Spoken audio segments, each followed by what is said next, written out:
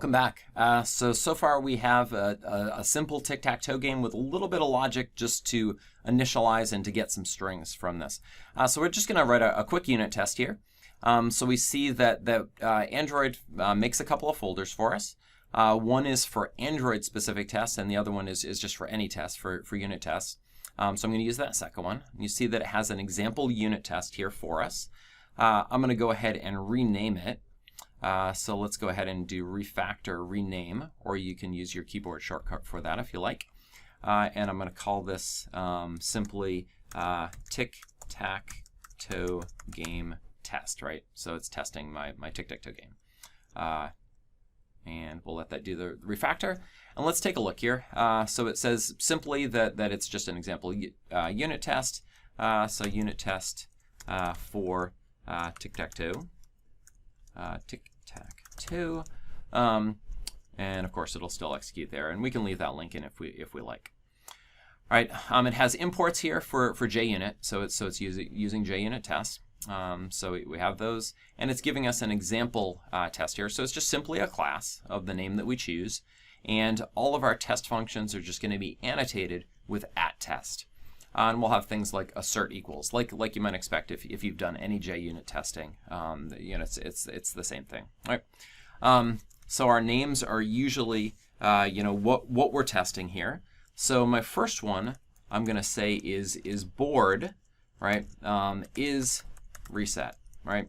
And I could go like they have and use underscores, or I could just make it all camel case. It's really kind of up to you. So what does it mean for a board to be reset? Well, we need a game, and we want to make sure that all of the marks are just empty, right? So I'm going to start off and create this game, right? So I'm going to make a game, which is a new tic-tac-toe game, right? And we are actually creating one here. So you'll notice that unlike Java, we don't use the keyword new. We just call our constructor sort of directly. So I have my game, and I'm going to have my loops here, and they're going to look familiar. So I'm going to have my row, right, itself that's in the range from 0 until the number of rows, right? Now if I start to type in num rows here, number underscore rows, you see it's not gonna have it because it's part of the class. So it's part of tic-tac-toe game, all right, num rows. And again, it was because it was in that companion object, so it's encapsulated within the class. If I had declared those outside of the class, then I could use them directly. And there's pros and cons of each. All right, so row, I'm going to loop over my rows, and inside this I'm going to loop over my columns. So columns, same thing, is from 0 until tic-tac-toe game dot num columns. All right, and then I'm going to want to make my assertion within here, right? And I'm doing assert equals, all right, and then I give what's expected and then what's actually there. So what's expected is just an empty string. And what's actually there is going to be in my game string for button at, right? Remember, I don't have access directly to the marks from outside the class. So string for button at, row, and then column. And I guess I called it call right here. Yeah, let's be consistent, right? So call. All right, very good. And so we don't need this example anymore. So we can go ahead and delete that. The way that you run one of these tests is to right click on the test and just click run, and we'll let that build really quickly. Okay, finished building, ran the test, I get green, it passed. I realized that I should probably do one more thing, and I should also assert that the game state is equal to X's turn when they reset the game. Right, that's clearly what we want. So game state, okay, so it's actually tic-tac-toe game state. X's turn, so that's the expected value, and this is game dot game state. So so this guy right here isn't exposed. I'm going to temporarily go ahead and make my game state non-private, like here, just for the sake of testing this guy, and then go ahead and rerun that and see what we get. All right. And here it goes. So it passes the test. All's well, right? Mental note, going to change that later. All right, very good. So that's our unit test. That's a very simple unit test. Not too much to it. So let's see what else we could write and test. All right. So what else are we going to want to do? All right. So in our controller, all right, they're going to click one of these buttons in the little table. They're going to click a TicTacToe button, and we're going to have to update our model. Like we said, that's one of the things we need to do. So we're going to need a function for press. Okay. So essentially something like press button at, and then also at a row, all right, and a column. All right. So similar function signatures before.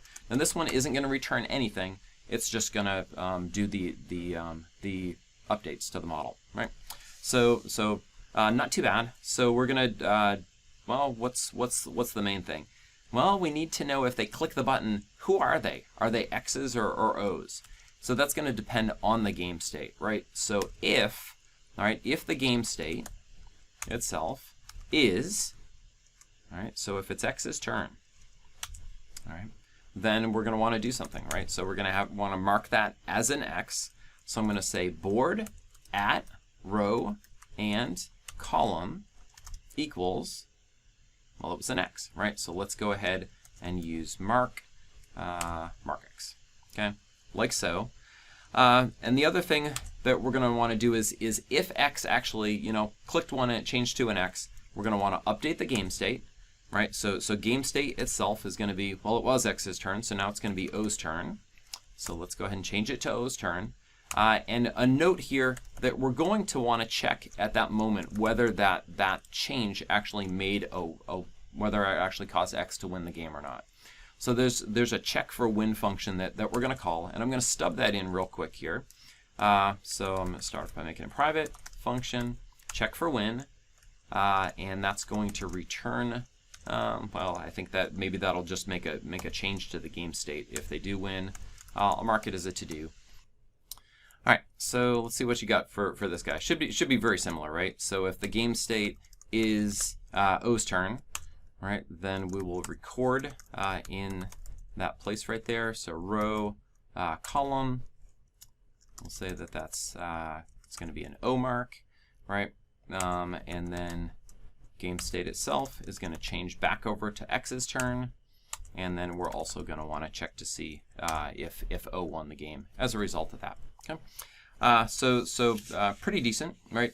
We could even put these. We could put an else in here if we want.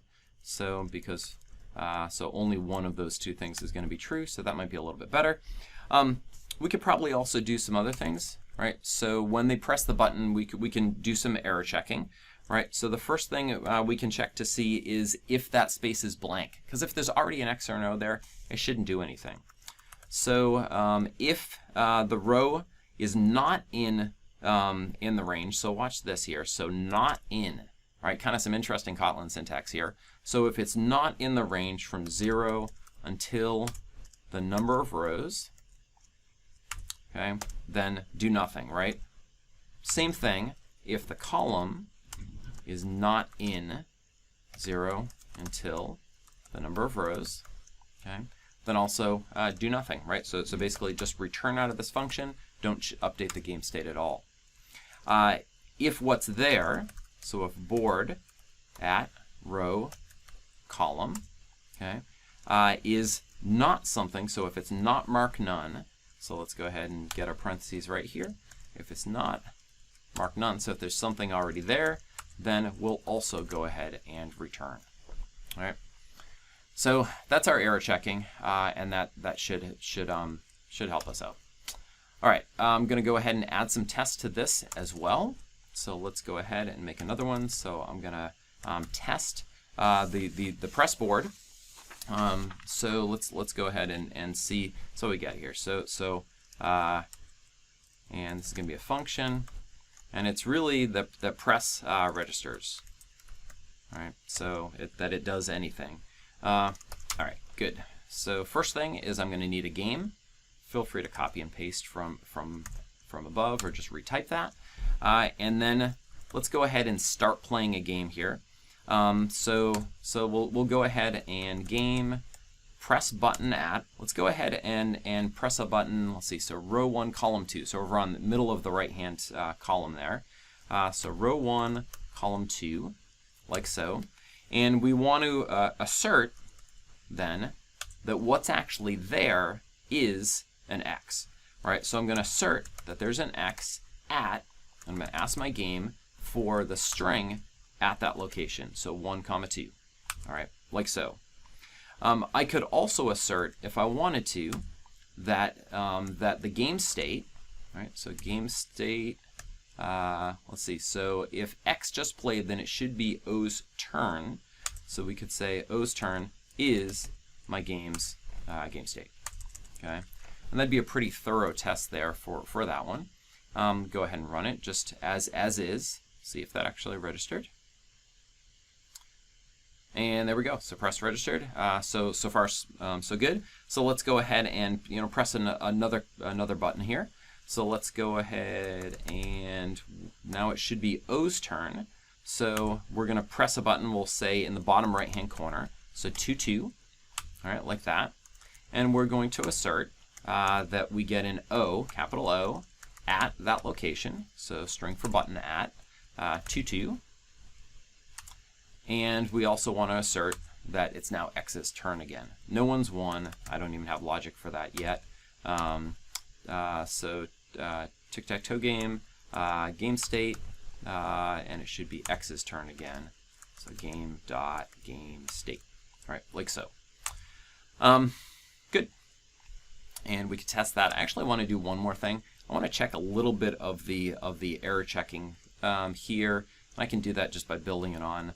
I'm going to try to press at 2 2 again and make sure that nothing changed.